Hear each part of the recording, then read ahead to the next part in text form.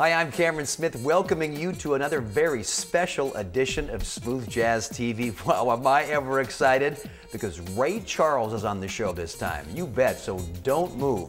I'm taking you backstage to meet two of my best buddies in the business. They're known as the Harris Brothers, and you're gonna love them. We've got a classic track from Spyro Gyra, and our jazz legend this time is Mildred Bailey. So get ready. We've got a sensational show for you, this time on Smooth Jazz TV. Catch the precious rhythms on Smooth Jazz Television. Talk about Smooth Jazz TV. Smooth Jazz TV. Take a look at what's cool. It'll change your attitude. Talk about Smooth Jazz TV. Smooth Jazz TV. Bebop, hip-hop, what's new, what's hot. The music comes alive. Smooth Jazz TV. Well, our first musical guest really needs no introduction at all. After all, Ray Charles has set the table for jazz the world over. Now, it was my thrill to be at the Grammys in 2005 to see just how big Ray Charles' image really is. He needs no introduction, so let's just go ahead and track the amazing Ray Charles.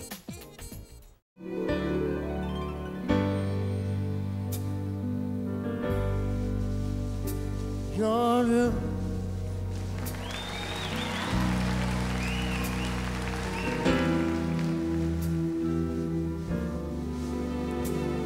oh Georgia,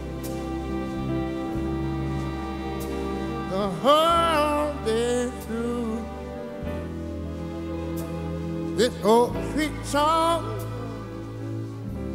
keep Georgia on my mind.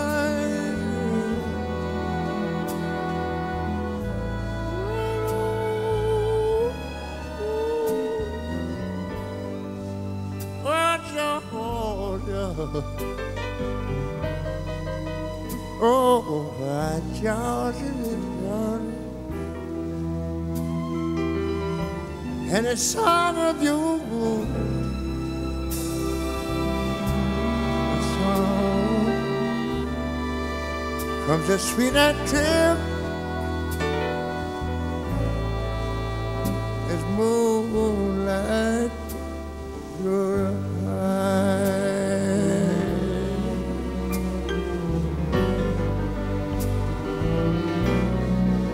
Oh, I know, no.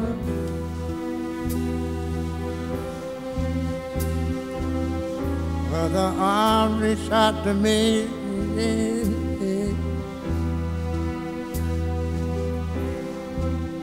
The eyes smile tenderly.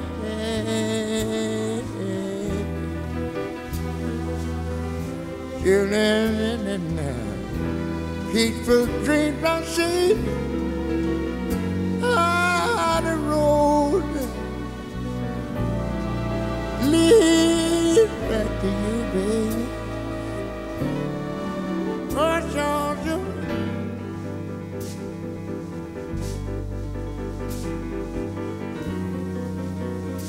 I say my Georgia, my Georgia. The peace I find, you know, people, it's this old sweet song. Oh, it's this song. Keep Georgia on my mind.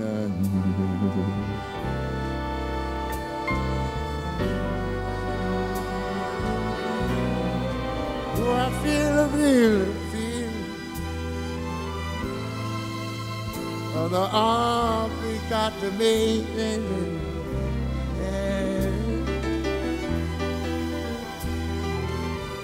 the eyes smile tenderly, still in peaceful dreams I see.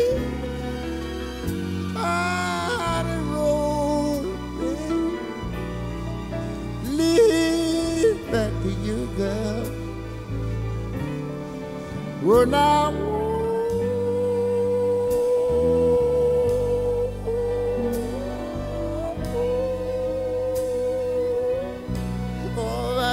Georgia, my Georgia, Georgia. And I know no peace I find. I want y'all to know right now, it's this old sweet song, oh. Saying I feel, keep Georgia on my mind, yeah. Well, on my mind, I don't know.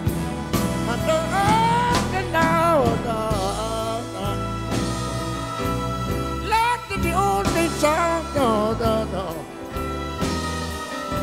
Ah, keep Georgia on my mind. Yeah, people and little girls on my mind.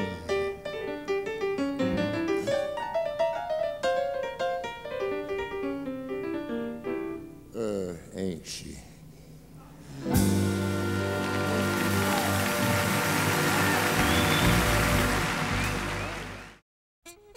Well, the first time I met the Harris brothers, Don and Bill, it was on Warren Hill's Smooth Jazz Cruise. And let me tell you, these guys were the backbone of the entire ship. They played every night, often 2 90-minute sets back to back. So they've earned their own interview right here on Smooth Jazz Television. Let's take you backstage to meet Don and Bill, the Harris brothers.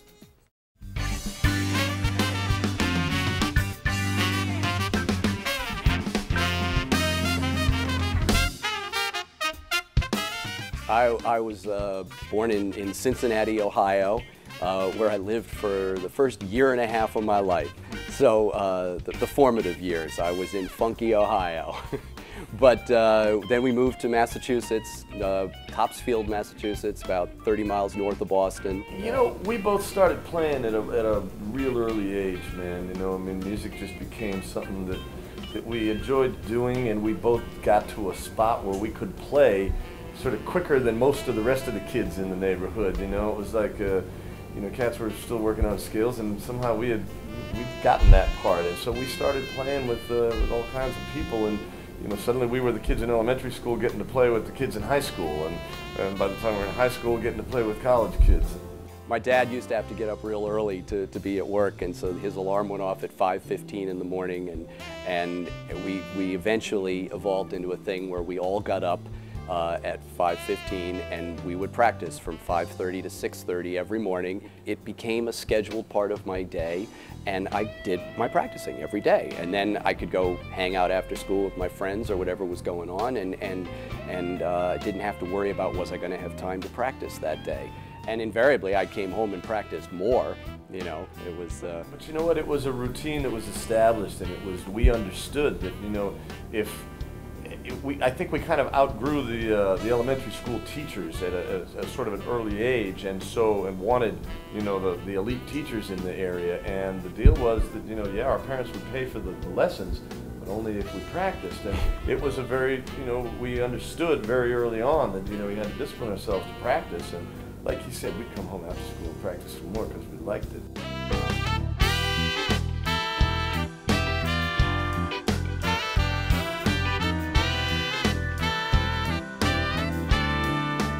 I mean, we've been very fortunate. I mean, everybody from, you know, Bruce Springsteen to Bruce Willis. But you know, we have actually made a career for ourselves and sort of pride ourselves on being able to fit into most any situation. I mean, we've worked with everybody from, like you said, Springsteen and straight ahead rock and roll to the Temptations, the Four Tops. I played with Phil Woods in the straight ahead jazz genre, with James Taylor, with Tower of Power, the Rippingtons, into the pop genre with, you know, making records for Celine Dion or Destiny's Child or Maxi Priest, or, you know, going into Jose Feliciano, Julio Iglesias in the Latin world. It's all been about being able to do, you know, all of it. And, you know, when we weren't looking to become solo artists per se, you know, the best thing you could do was to be well versed in all styles and be able to play anything that came across the table. You know, we need some horn players to do a folk gig. Really? Okay, cool. That we can walk into a gig that we've never even heard the band play before and fit in because we've got a vibe and a connection, and we've got a bunch of stuff that we know how to do, and we can superimpose our thing on their thing, and sound like we've been part of the band for years. And that a lot of band leaders really like that. Wow, man, I don't even know you two, and yet you sound like you've been playing with us and rehearsing with us, and that's been very good to us.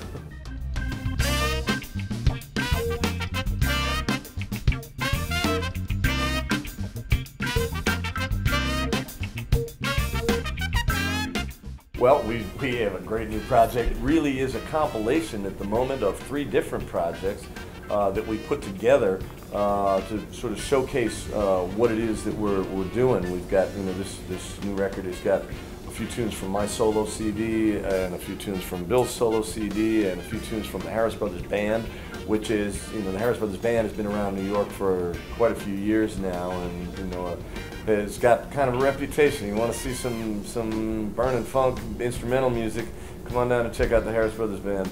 And then we each have our own solo projects, which basically, after years of doing the band together, I think we both sort of felt a need to just do something a little bit different. The fact of the matter is, they still involve both of us. I'm on Don's project, he's on mine, Bill's thing has got a lot of different things, man. Some very cool stuff from, Peruvian flutes to bass clarinets to, all kinds of very eclectic stuff.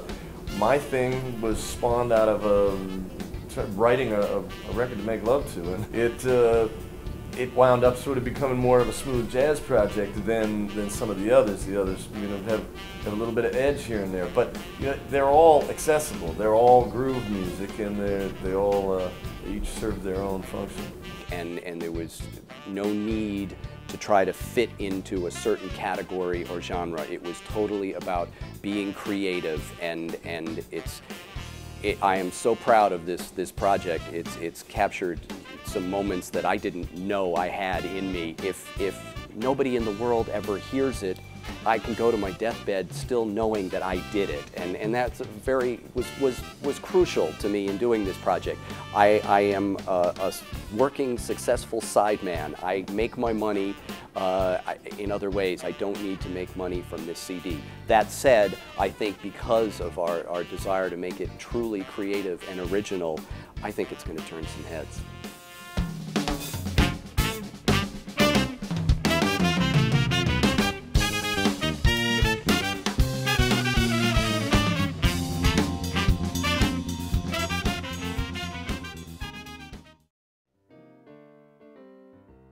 Born Mildred Rinker on February 27, 1907 in Tico, Washington, Mildred Bailey was one of the most popular female vocalists of the 1930s. Influenced by Ethel Waters, Billie Holiday, and Bessie Smith, Mildred Bailey was the first white singer to master their soulful style.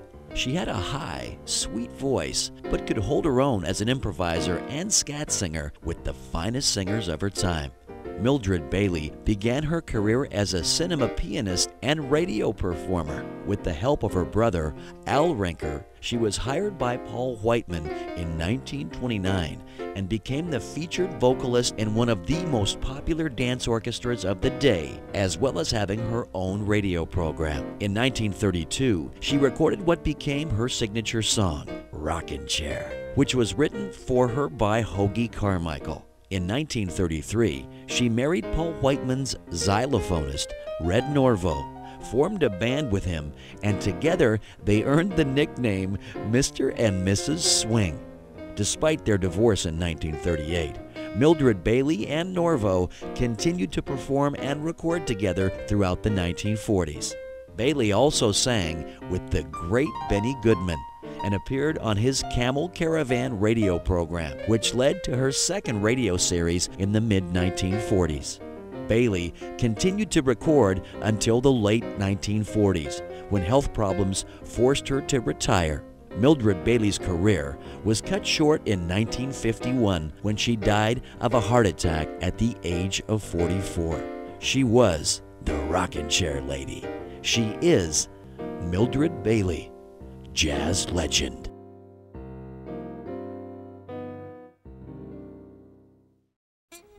Well, our final musical guest this time got their name from a freshwater algae. That's right. Jay Beckenstein studied Spirogyra in college, so why not use it as a band name? The problem was, when they put it on the marquee, they spelled it wrong. But they left it, and they are now known as the amazing Spirogyra. Here they are on Smooth Jazz Television.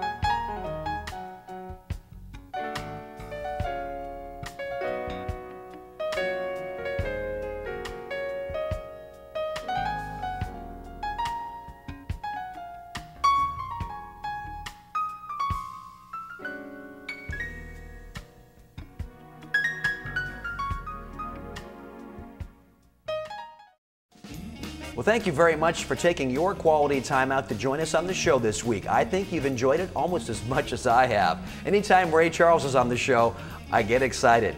Now, if you'd like to learn more about his DVD, Ray Charles in Concert, with special guest Diane Shure, just go to our website at smoothjazztv.com.